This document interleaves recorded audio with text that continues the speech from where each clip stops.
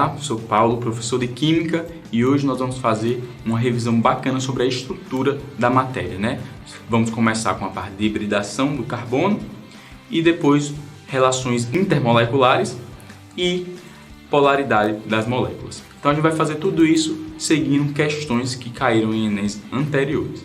Então essa primeira questão diz: o grafeno é uma forma alotrópica do carbono constituído por uma folha planar, arranjo bidimensional de átomos de carbono compactados e com espessura de apenas um átomo. Sua estrutura é hexagonal, conforme a figura. Nesse arranjo, os átomos de carbono possuem hibridização.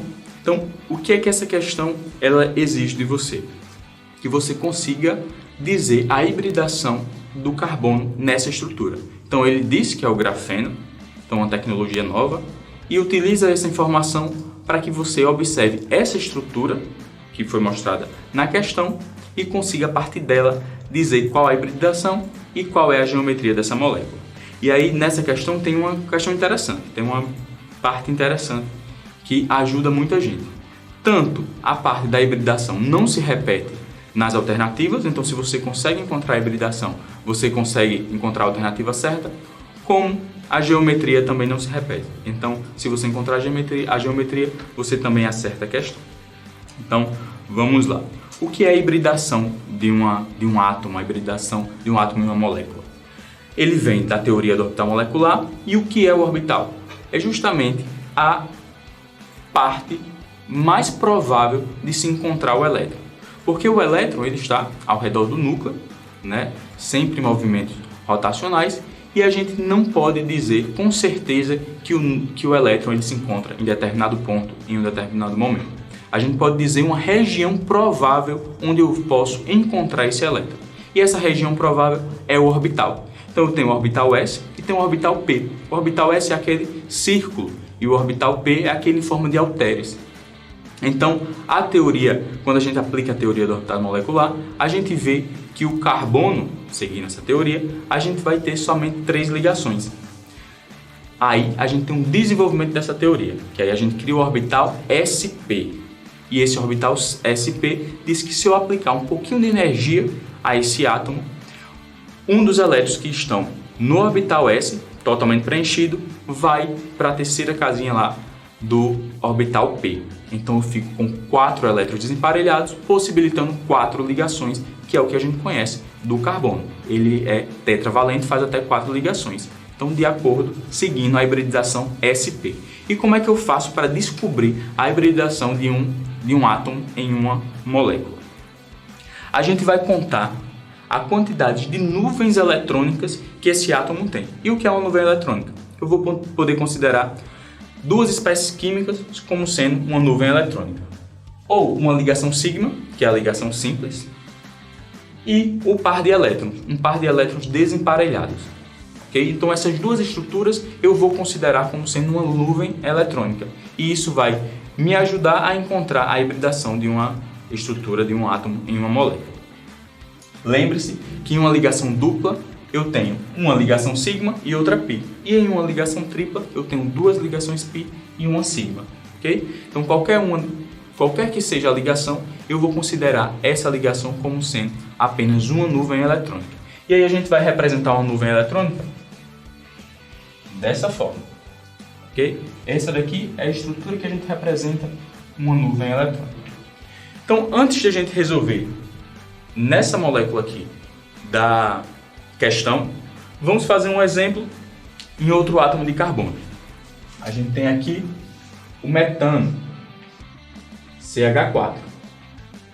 Então, CH4 é um átomo de carbono ligado a 4 hidrogênios. O carbono tem algum par de elétrons desemparelhado? Não. Então, eu já não conto. Mas quantas ligações sigma ele tem? 1, 2, 3, 4. 4 ligações sigmas. Então, 1, 2, 3, 4 ligações sigmas, 4 nuvens eletrônicas. Ok? Então, eu vou aqui para minha continha. Ligações sigmas, 4, par de elétrons, 0. Então, eu tenho 4 mais 0 dá igual a 4. Então, de acordo com essa regra, qual é a hibridação desse carbono? sp3. Porque quando eu tenho essa soma igual a 4, eu tenho uma hibridação do tipo sp3. Mas existe uma regrinha ainda mais fácil. Você identifica as nuvens eletrônicas. Então eu tenho aqui uma ligação carbono-hidrogênio, uma ligação carbono-hidrogênio, uma ligação carbono-hidrogênio e outra ligação carbono-hidrogênio. Na hora que eu identificar todas essas nuvens eletrônicas, eu só vou contando S, sp1, sp2, sp3. Então você faz direto essa contagem. S, sp, sp2, sp3. Então você identifica aqui na hora que essa hibridação desse carbono é sp3. Ok? Então, indo para a nossa questão, a gente observa que essa estrutura do grafeno é toda com carbono fazendo 3 ligações. Então, se ele está fazendo 3 ligações, quer dizer que ele faz uma ligação, vou colocar aqui, uma ligação dupla com outro carbono e duas ligações simples com outros 2 carbonos. Então, isso não fica explícito na molécula, essa ligação dupla, porém a gente sabe que tem que ter outra ligação, porque o carbono ele é tetravalente, ele tem que fazer 4 ligações. Ok? Então, fica implícito aqui nessa estrutura que cada carbono desse faz uma ligação dupla e 2 simples. Então, se eu tenho essas 3 ligações, eu vou desenhar essas nuvens eletrônicas.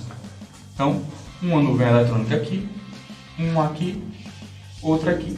Quantas ligações sigmas eu tenho? 1, 2, 3. 3 ligações sigmas. Tem algum par de elétrons desemparelhado? Não. Então, só tenho 3 ligações sigmas e 0 par de elétrons desemparelhados. Então, 3 mais 0, 3. Então, se essa conta deu 3 ao final, isso é uma hibridação sp2. E se a gente usar aquela regrinha, encontrei aqui as minhas nuvens eletrônicas, né? 3 ligações sigmas. Então, eu vou contar S, sp, sp2. Então, eu encontro que a hibridação desse carbono é sp2. Resposta, letra B, sp2 de geometria trigonal planar. Então, essa daqui você respondia tanto se encontrasse a hibridação, que você encontra rapidamente, tanto se você identificasse na hora que ela é uma estrutura trigonal planar. Lembre-se que ele está falando sobre os átomos de carbono. Então, isso é muito importante não confundir com a geometria do átomo de carbono para a geometria do grafeno, que aí a geometria do grafeno é hexagonal, tá? Mas aí ele está se referindo ao átomo de carbono, então é letra B, sp2, sua hibridação, e geometria trigonal planar. Alguma dúvida? Vou deixar aqui para vocês quiserem anotar, tirar um print. Vamos observar nossa segunda questão, primeiramente. As partículas microscópicas existentes na atmosfera funcionam como núcleo de condensação de vapor de água que, sob condições adequadas de temperatura e pressão, propiciam a formação de nuvens e, consequentemente, das chuvas. No ar atmosférico, tais partículas são formadas pela reação de ácidos, HX, com a base NH3, de forma natural ou antropogênica, dando origem a sais de amônio, NH4X, de acordo com a equação química genérica. Então, o ácido reagindo com NH3 vai formar o NH4X, então um sal de amônio. Então, a fixação das moléculas de vapor de água pelos núcleos de condensação ocorre pouco. Então, ele quer saber qual é o tipo de interação intermolecular que vai fazer com que esses átomos, essas moléculas de água, se fixem nesse sal de amônio. Então vamos aqui relembrar os tipos de interações intermoleculares. A gente tem o primeiro tipo, dipolo induzido,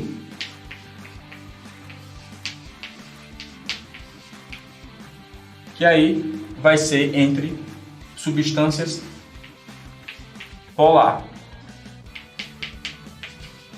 Polar. Então, se eu tenho duas partículas, duas substâncias, duas moléculas polares, elas vão interagir através da interação do tipo dipolo induzido, ok? Também chamado de forças de London. Também esse nome pode aparecer para vocês, força de London. Ele está falando sobre dipolo induzido que ocorre entre substâncias apolar. Então, Então, lembre-se e cuidado para não confundir. Interação intermolecular é a interação que ocorre entre uma molécula e outra. Tá? Ali a gente não tem ligação química sendo formada. Por isso que a gente representa com esses tracinhos aqui. Tá? Então, é uma interação entre uma molécula e outra. E o que é que isso vai gerar na prática? Por exemplo, a gente tem aqui várias substâncias, várias moléculas formando ar. Elas estão no estado gasoso. Não quer dizer que elas estão interagindo pouco. A interação intermolecular entre elas é pouca, é baixa. Então, é um tipo de interação. A água é líquida, né? As moléculas elas estão mais próximas, elas é pouco, vamos dizer, ela não é tão fácil de entrar no seu estado de vapor, né? Então, isso ocorre por causa da interação intermolecular. Diferença numa acetona, no momento que a gente abre uma acetona, a gente já sente o aroma. Por quê? Porque as moléculas estão se desligando uma da outra, né? Então, a interação entre elas não é tão forte. Então, a gente tem a dipolo induzido, que ocorre entre duas substâncias polares. E o que é uma substância polar? Vamos também relembrar isso. Exemplos de substâncias polares, aquelas que não apresentam polo em sua estrutura. Hidrocarbonetos, então qualquer substância vinda do petróleo. Substâncias simples compostas pelo mesmo tipo de átomo, como por exemplo H2, O2, certo? Então não tem um polo formado. Então isso aqui é uma substância apolar, não tem polo. Já as substâncias polares, ela vai possuir um polo. Então a água. Então todo mundo sabe que a água é uma substância polar. Por que esse polo aqui? Observe que o oxigênio ele é muito eletronegativo. Então ele atrai para ele o elétron do hidrogênio. A gente sabe que isso aqui é uma ligação covalente. Então eles estão compartilhando os elétrons. Porém, como o oxigênio é muito eletronegativo, então ele está puxando o elétron do hidrogênio para mais próximo dele. Então criando aqui em cima um polo parcialmente negativo. E como esses elétrons estão se distanciando mais do hidrogênio, eu vou criar aqui polos parcialmente positivos. Então, lembre-se dessa estrutura. Então, eu crio um polo, certo? Um polo negativo aqui e um polo positivo aqui. Então, continuando, a gente já relembrou o que é as substâncias polares e apolares, polares e apolares. Quando eu tenho duas substâncias ou uma mesma substância apolar, tá? Falando apolar e escrevendo polar. Apolar e apolar. Quando eu tenho substâncias apolares interagindo, eu tenho uma interação do tipo dipolo induzido. Como é? Todos os hidrocarbonetos, então se eu pego gasolina, que tipo de interação é? Dipolo induzido. Porque é substância apolar. Óleo, gordura, tudo isso é dipolo induzido. Já o dipolo-dipolo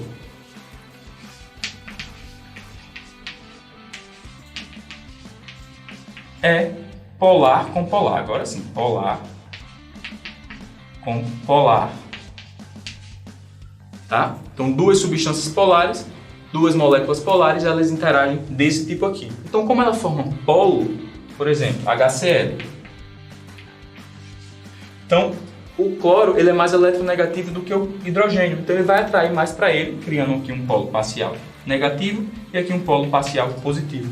Então, o que é que vai acontecer quando eu tiver uma estrutura com diversas moléculas dessas?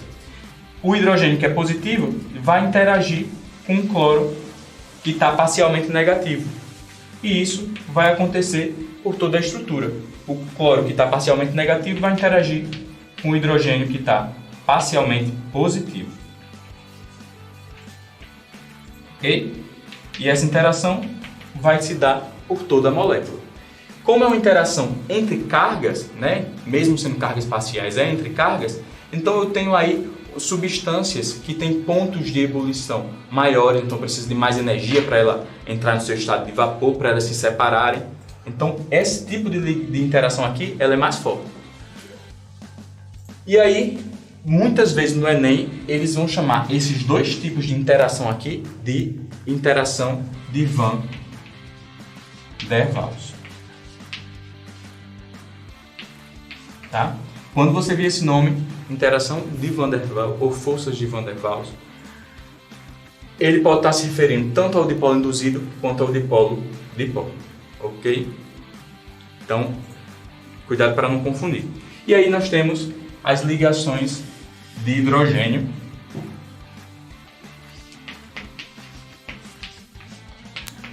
que a gente pode considerar como sendo um tipo de dipolo-dipolo. Então são entre moléculas polares. Porém, aqui eu tenho que ter uma molécula polar formada por hidrogênio ligado aos átomos mais eletronegativos. E quem são eles? O famoso FON. Flúor, oxigênio e nitrogênio. Então, se eu tenho o hidrogênio ligado a qualquer um desses aqui, eles vão interagir da sua forma através de ligação de hidrogênio. Ok? E essa é uma das mais fortes que existe. Então eu tenho HF, HO com radical, certo? Que aí radical vai poder ser qualquer estrutura, e H ligado ao nitrogênio com 2 radicais. Por quê? Porque o nitrogênio faz 3 ligações, o oxigênio faz 2 ligações. Então muita gente estuda as interações intermoleculares e para aqui. Porém a gente tem também o tipo de interação íon-dipolo, que aí vai ser uma interação entre uma substância iônica e uma substância polar. E esse tipo de interação caiu já 2 ou 3 vezes no Enem. E a questão que a gente vai comentar fala sobre esse tipo de interação. Então vamos ler a questão, que aí eu explico, vamos ver o que é que a questão diz, de novo relembrar, para eu explicar o que é esse tipo de interação. Ele está falando que o NH4X, ele interage com ele funciona como um núcleo de condensação, atraindo moléculas de água, certo? Para formar a chuva. E ele quer saber que tipo de interação é essa. Então vamos voltar aqui. Vou apagar. Que tipo de interação ocorre entre um sal de amônio com água? Água qual é? Água é polar ou apolar? Água é polar. Chamado de solvente universal, etc. E o NH4X? Cuidado, porque o NH4X ele é uma substância iônica. Isso aqui é um sal de amônio, certo? NH4+. Então o nitrogênio faz 3 ligações e ele está com 4 hidrogênios, então ele está positivo. E aqui qualquer outra substância que se ligar a ele vai ser negativa. Então eu tenho aqui um íon, uma substância iônica, interagindo com água. Quando nós temos isso, então observe que eu tenho aqui água. E aí eu vou colocar esse NH4 mais X aqui, certo? Então sal de amônio. O que é que vai acontecer? Ocorrer uma dissociação iônica, certo? Do mesmo jeito que quando a gente coloca NaCl em água, o sal de cozinha em água. Então eu vvou separar Na+, Cl-. Aqui do mesmo jeito. Vou ficar com NH4+, e o X-. E observe que existe uma diferença entre o tamanho dos raios entre desses átomos, certo? Desses íons. Sempre o cátion ele vai ser menor do que o ânion, ok? Então perceba que o ânion ele ganhou um elétron. Então ele tem uma camada a mais do que o cátion, então ele é maior. Quando acontece isso, eu tenho aqui uma parte positiva, então uma espécie positiva, que é meu cátion, e uma espécie negativa. E a gente viu que a água ela é polar, ela possui polos. O oxigênio é o meu polo negativo, parcialmente negativo, e os hidrogênios é aquele polo parcialmente positivo. Então como é que vai ocorrer essa interação com esses íons? O oxigênio não é a parte parcial negativa, então ele vai interagir com o cátion. Então vai ficar aqui as moléculas de água, o oxigênio interagindo, a parte do oxigênio interagindo com o cátion. Ok? E aqui, com o ânion, eu vou ter a parte do hidrogênio, que é a parte parcial positiva, interagindo com o ânion. Então, hidrogênio.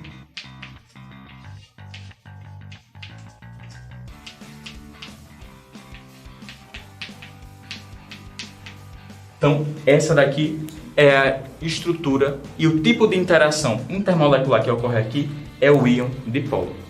Prestem atenção nessa molécula, tá? Isso aqui é um sal de amônio. Lembra do acidente que ocorreu recentemente no Líbano com nitrato de amônio? Nitrato de amônio é um sal de amônio, NH4, NO3.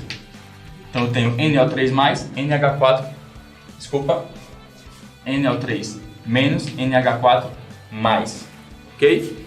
Então é uma substância que já caiu e que esse ano voltou por causa de um acidente triste, mas é importante a gente conhecer esse tipo de estrutura aqui, porque para muita gente uma estrutura iônica, uma ligação iônica é somente entre um metal e um ametal, e não é isso, é entre íons. Eu tenho uma estrutura positiva e uma negativa, eu vou ter uma partícula, uma substância iônica, ok? Então, para a nossa questão, resposta, letra D, a interação que faz com que esse sal de amônio absorva ou sirva como esse núcleo de condensação, atraindo água para a formação de chuva, são as interações do tipo íon dipolo.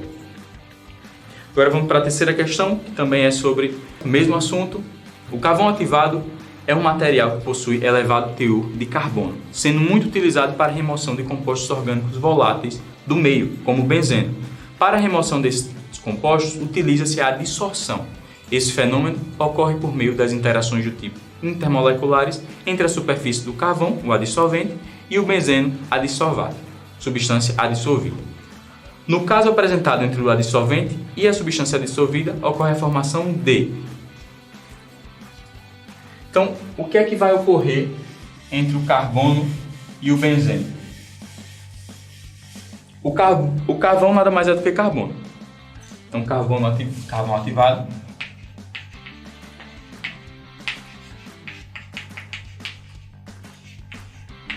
ele vai ter alguma parte apolar, ele vai ter alguma polaridade? Não, ele vai ser uma substância totalmente apolar. Então é só carbono, então eu vou ter uma substância apolar. E o benzeno? O benzeno vem dos hidrocarbonetos. Se vem dos hidrocarbonetos, é apolar. Então eu tenho aqui o meu dissolvente, o carvão ativado, apolar, e eu tenho o meu benzeno também apolar. Então eles vão interagir de que forma? Vão formar alguma ligação química? Não, né? Ele não fala nada em uma formação de uma ligação química, quebra uma ligação para formar uma nova substância. Não tem isso. Eles interagem, ocorre uma adsorção. O benzeno continua sendo benzeno e o carvão ativado continua sendo carvão ativado. E o que é que possibilita essa dissorção? Uma interação do tipo dipolo induzido, ok? Por quê? Porque eu tenho duas substâncias apolares. Então, se eu tenho apolar com apolar, eu vou ter um tipo de interação dipolo induzido.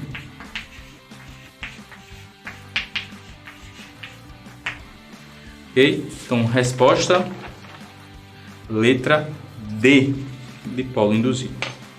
E agora a questão 4. Pesticidas são substâncias utilizadas para promover o controle de pragas. No entanto, após sua aplicação em ambientes abertos, alguns pesticidas organoclorados são arrastados pela água até lagos e rios, e ao passar pelas guelras dos peixes, podem difundir-se para seus tecidos lipídicos e lá se acumularem. As características desses compostos responsáveis pelo processo descrito acima é o... Então, vamos ver qual é o processo que ele está falando ali. Ele fala duas coisas que podem ser encaradas como processo. O primeiro, ele diz que a água arrasta esses pesticidas. Mas você acha que a questão ela está preocupada com o arraste desse pesticida aos rios ou ao acúmulo desse pesticida na camada das guelras, as camadas do tecido lipídico nas guelras dos peixes? Então o processo descrito é o processo de bioacumulação desse pesticida na parte lipídica das guelras dos peixes. E por que é que esses pesticidas eles ficam nessa camada lipídica? Então vamos pensar, o que é lipídio? É a camada de gordura. Gordura é polar ou apolar? Gorduras, óleos, sempre que a gente estiver falando gordura animal ou vegetal, será apolar.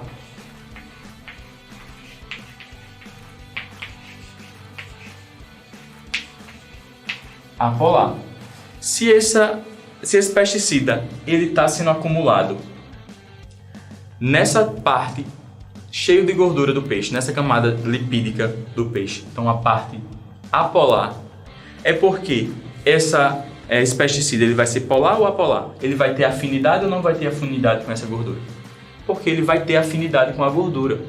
Então, se ele não tivesse afinidade com a gordura, ele iria se acumular em alguma parte mais rica em água, né? Se ele fosse hidrofílico, ele iria se acumular em alguma parte rica em água, mas ele se acumula em uma parte rica em gordura. Então quer dizer que ele tem uma baixa polaridade, ele é apolar, né? Então, segundo as alternativas, a gente pode dizer que a característica do composto que vai permitir isso é a baixa polaridade. Ok? Então, letra A. Então vamos para a última questão, que aí vai falar também sobre essas interações, e aí a gente vai fazer uma relação entre essa molécula do fosfolipídio depois com outro tipo de molécula que cai bastante também. Quando colocamos em água, os fosfolipídios tendem a formar lipossomos, estruturas formadas por uma camada lipídica, uma bicamada lipídica, conforme mostrando a figura. Quando rompida, essa estrutura tende a se reorganizar em um novo lipossomo. Então ele mostra aí a estrutura desse fosfolipídio. Então observem como é essa estrutura. E aí eu vou desenhar aqui como se eu tivesse tirado uma estrutura de fosfolipídio para desenhar aqui. Lembra algum tipo de estrutura que você já viu nos seus estudos? Lembra os tensoativos, né? E qual é a relação entre esse fosfolipídio e um tensoativo? É justamente ele ter uma parte polar. Então ele vai ter aqui essa porção, que é a porção do fosfato, que é polar, e eu vou ter essa porção lipídica.